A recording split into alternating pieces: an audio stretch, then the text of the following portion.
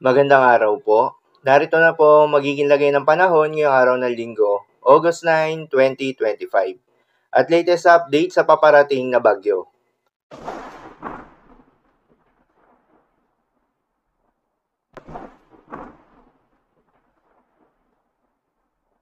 Sa kasalukuyan na tayo sa pag-asa, southwest monsoon o hanging habagat o yung hangin na nanggagaling sa may timog kanluran ang nakakaapekto pa rin sa buong bahagi ng ating bansa.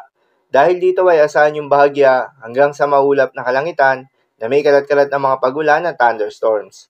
Samantala, nasa labas pa rin ng Philippine Area of Responsibility ang binabantayan na bagyo na may international name na Podul na inaasahang papasok ng Philippine Area of Responsibility mamayang gabi o bukas ng umaga. Sakaling pumasok ito ng Philippine Area of Responsibility, papangalanan nito na Bagyong Goryo. Huli itong namataan sa layong 1,950 kilometers east ng extreme northern Luzon.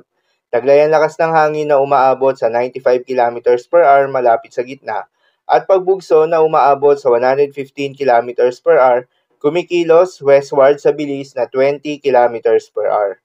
Base sa forecast track ng Pag-asa, hindi inaasahan na lalapit ito sa ating bansa at hindi direktang makakaapekto sa ating bansa.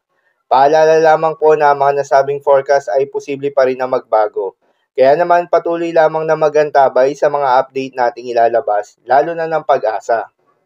Para naman sa magiging lagay ng panahon ngayong araw ng Linggo, dahil nga sa epekto nitong southwest monsoon, asahan sa Ilocos Region, Cordillera Administrative Region at Cagayan Valley, ang maulap na kalangitan na may kalat-kalat na mga pagulan at thunderstorms.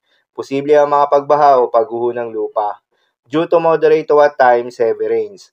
Habang sa Metro Manila at nalalabing bahagi pa ng ating bansa, ay asahan naman yung bahagyang maulap hanggang sa maulap na kalangitan na may kalat-kalat na mga pagulan o thunderstorms na dulot rin ng southwest monsoon.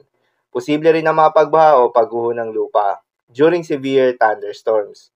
Madalas, nabobo ang mga thunderstorms na ito tuwing hapon o gabi na nagtatagal ng 1 hanggang 2 oras.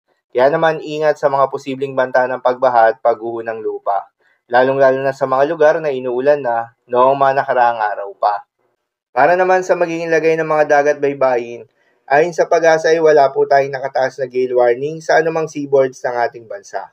Kaya naman malayang makakapamalaot yung mga kababayan nating mangingisda at yung may mga maliliit na sasakyang pandagat, ngunit pinag-iingat pa rin, lalo na kung meron tayong offshore thunderstorms activity. Asahan yung paglakas ng hangin at kaakibat nito ay pagtaas rin ng mga pag-alon.